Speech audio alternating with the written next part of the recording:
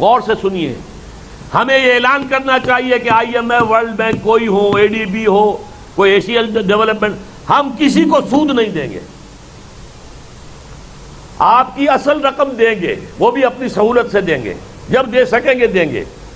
اس کے لیے بھی آپ ڈیٹ ایکویٹی سواپ قسم کی چیزیں جو آپ نے کی ہیں، کئی طرح کی اسکیمیں ہیں. یہ جو لیٹن امریکہ کے ممالک جو ہیں وہ قرضوں تلے اتنے دب گئے کہ وہ ادا نہیں کر سکتے تھے، ان کو اس سے بیل آؤٹ کرنے کے لیے کئی اسکیمیں چلی. ایسی کوئی اسکیم ہمارے لیے بھی بناؤ. اور ایک سیدھی سی اسکیم یہ ہے کہ ہم آپ کا قرضہ جو ہے پاکستانی کرنسی میں ادا کریں گے، آپ ہمارے ملک میں انویسٹ کر دیجئے، نفع جو ہو وہ آپ ڈالر کی شکل میں لے جائیں. لیکن ہم آپ کو نہیں دے سکتے قرضے واپس. دیں گے تو آرام سے دیں گے جب بھی ہوگا. قرآن مجید نے ہمیں یہی کہا ہے فَنَظِرَةٌ إِلَىٰ مَيْسَرَةٍ. اگر وہ مقروض جو ہے وہ کوئی سخت حالات کے اندر ہے تو اسے مہلت ملنی چاہیے، یہ نہیں کہ سر پر سوار ہو جائے قرض خواہ.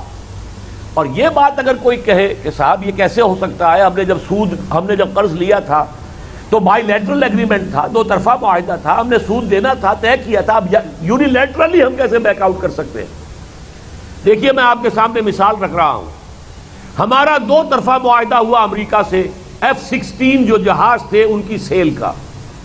ہم سے پیسے بھی لے لیے، جہاز نہیں دیے. کیوں؟ صاحب ہمارا ایک سینیٹر سامنے آ گیا اور اس نے ایک ترمیم پیش کی، پریسلر صاحب نے، اور چونکہ سینٹ نے منظور کر لیا، قانون بن گیا، ہمارے ہاتھ تو بن گئے. ہم کیسے دیں؟ ہم تو نہیں دے سکتے جہاز. نہ پیسے لوٹائے نہ جہاز دیے، بلکہ کلیم ان کا یہ ہے کہ آپ کے جہاز جو ہم نے اپنے پاس رکھے ہوئے ہیں تو اتنے عرصے کا کرایہ اور ڈیمریج بھی دیجئے ہمیں. یہ کیا کون سے اخلاقی اصول سے یہ معاملہ ہوا؟ اگر آپ کی سینٹ یہ کر سکتی ہے تو ہمارے تو دین نے ہمیں کہا ہے کہ سود حرام ہے، بند دو. ہماری سپریم کورٹ نے فیصلہ کر دیا ہے کہ سود حرام ہے، ہم نہیں دے سکتے، مجبور ہیں، معذرت خواہ ہیں، ہمارے ہاتھ بند گئے. ہماری فیڈرل شریعت کورٹ کا فیصلہ تھا، پھر سپریم کورٹ کے اپیلیٹ بینچ نے فیصلہ کر دیا ہے، ہم نہیں دے سکتے.